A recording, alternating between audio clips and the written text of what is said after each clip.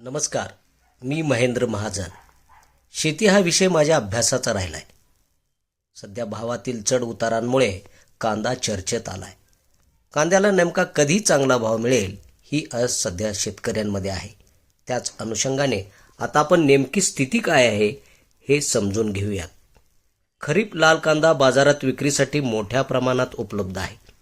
कांद्याचे आगार असलेल्या नाशिक जिल्ह्यातील लासलगावमध्ये त्यास क्विंटलला सरासरी 1025 रुपये असा भाव मिळतोय. कमी भावामुळे शेतकरी नाखुश आहेत. लेट खरीप अर्थात रांगडा कांदा आणखी महिनाभर बाजारात विक्रीसाठी येईल असं शेतकरी सांगत आहेत.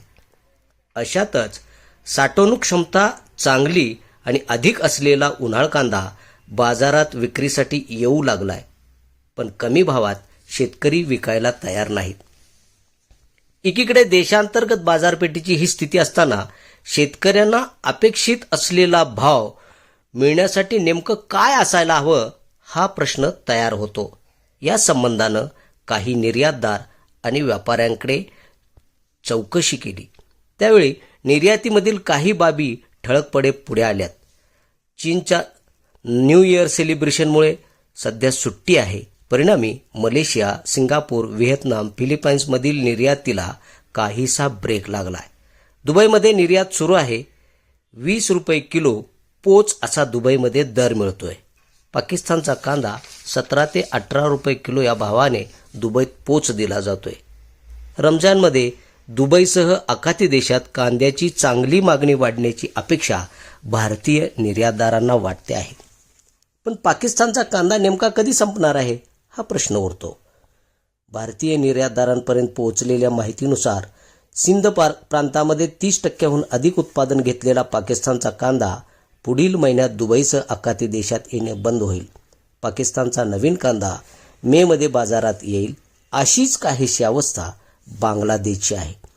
बांगलादेशचा स्थानिक कांदा पुढील महिन्यात संपेल आणि मे पर्यंत कांद्याच्या आयातीवर बांगलादेशला अवलंबून राहावे लागेल अशी सध्याची स्थिती असल्याचे निर्यातदार सांगत आहेत. म्हणजेच काय तर मार्च ते एप्रिल मे हा कालावधी भारतीय कांद्याची निर्यात वाढीसाठी पोषक राहील असेच दिसते आहे.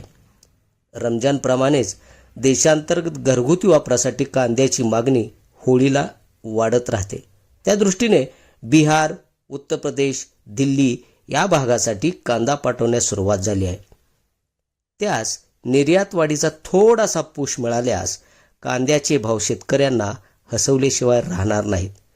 देशातील यंदाच्या उन्हाळ कांद्याच्या लागवडीची परिस्थिती काय आहे याची अधिकृत आकडेवारी उपलब्ध व्हायला आणखी काही दिवस आपणाला वाट पाहावी लागणार आहे.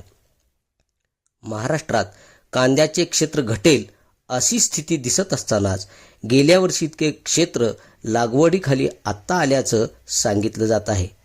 कांदा या विषयावर तूर्त इतकंच. धन्यवाद.